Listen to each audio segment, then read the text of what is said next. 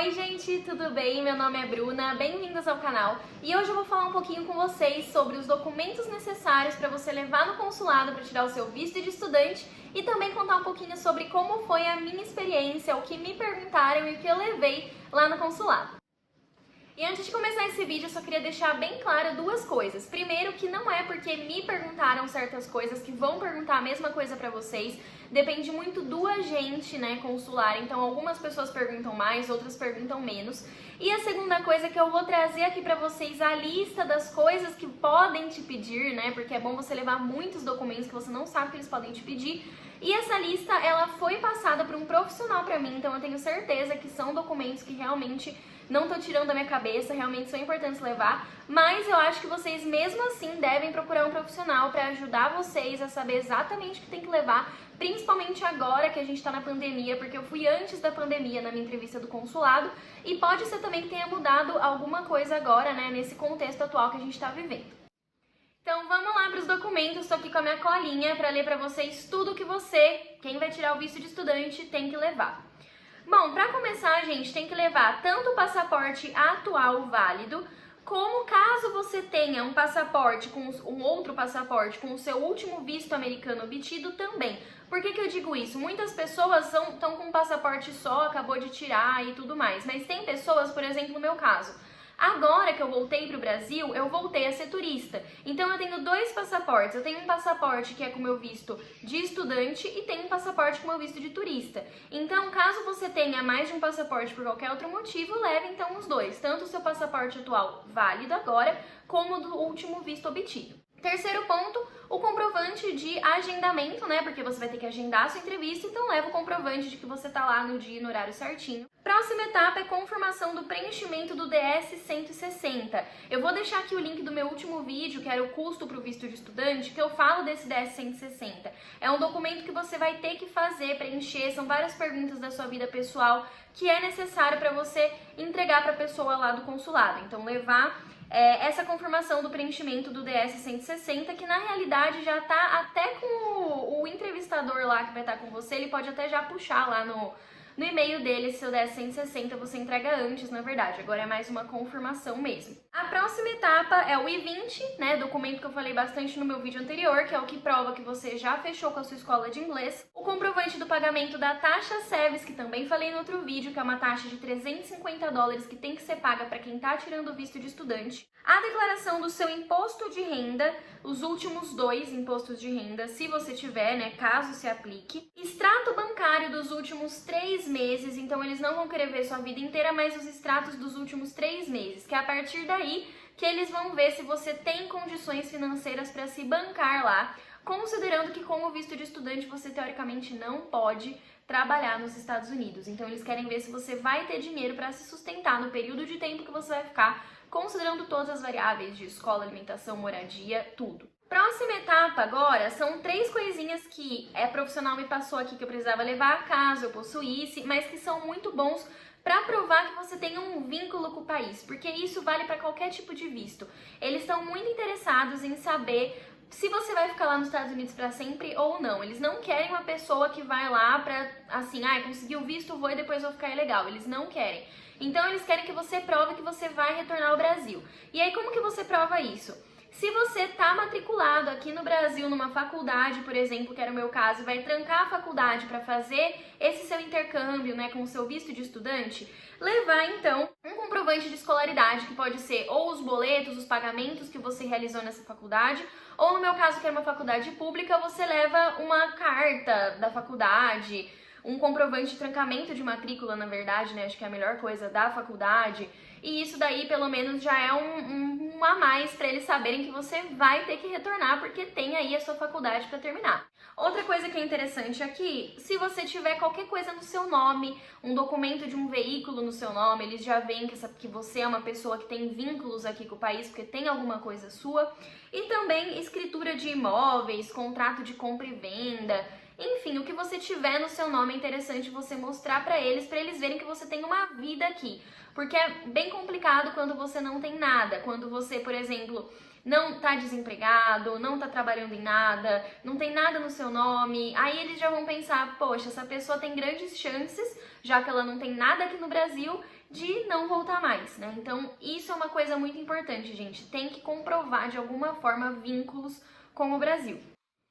E agora uma parte 2 dos documentos que você tem que levar, que diz respeito ao seu sponsor. No meu caso, eu tinha um sponsor que era o meu pai. Então, como eu, né, estudante, não trabalhava ainda e tudo, o meu pai foi o responsável, entre aspas, por custear essa minha viagem para os Estados Unidos. Na realidade, gente, eu que fui conseguindo dinheiro para essa viagem, mas como eu não estava trabalhando aqui, tudo que eu consegui foi bicos, eu não era registrada nem nada, ia ficar muito estranho para o consulado se eu falasse que eu ia custear minha própria viagem.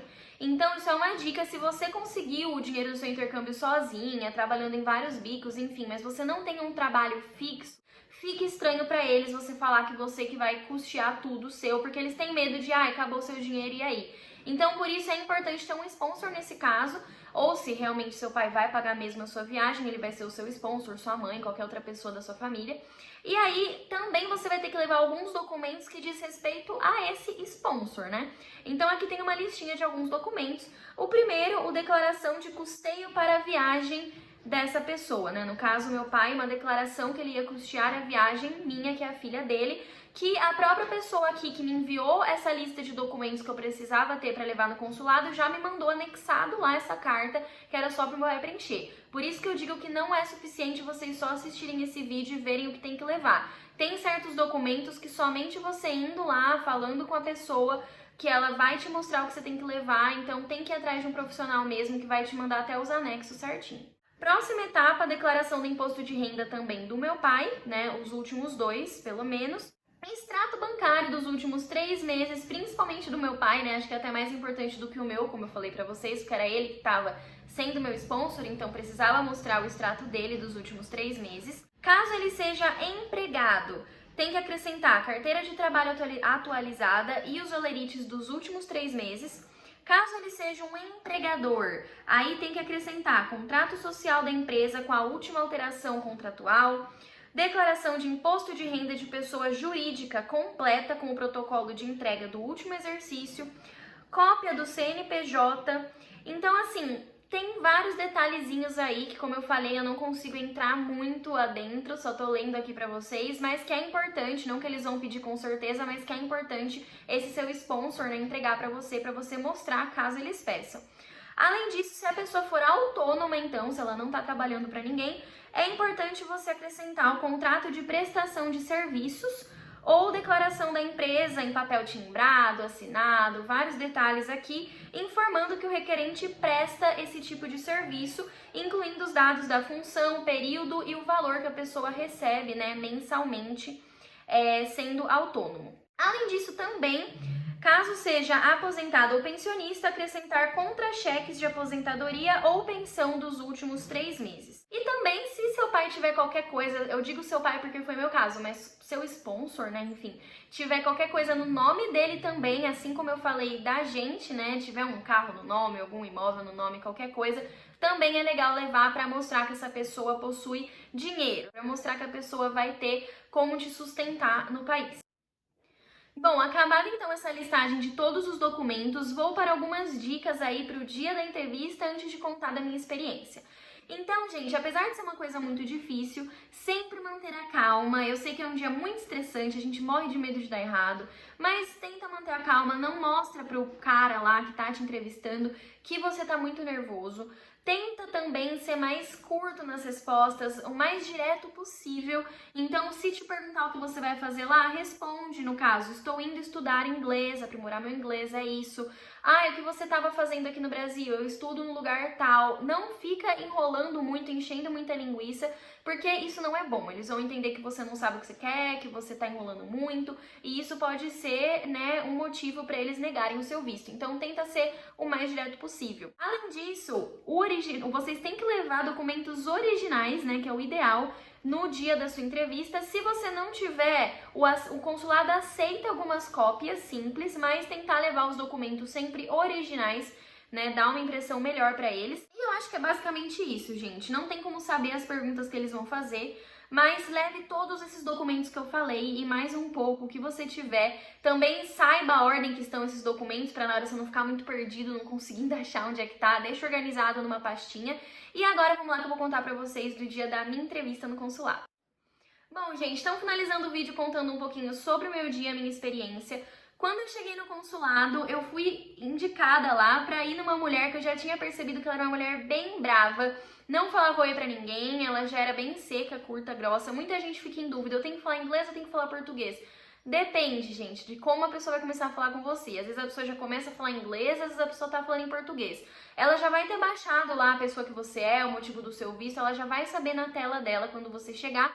No meu caso, ela falou em português mesmo. Primeiro de tudo que eu tenho que, a gente que tá indo com visto de estudante já tem que entregar lá pro agente cônsul 3 documentos, que é o seu passaporte, o seu I-20 e o comprovante de pagamento da taxa SEVES. Esses 3 é o que fica na sua mão já ali e você já entrega de cara pra pessoa. A partir disso, você só vai entregar o que ela pedir. Então, esses 3 é certeza.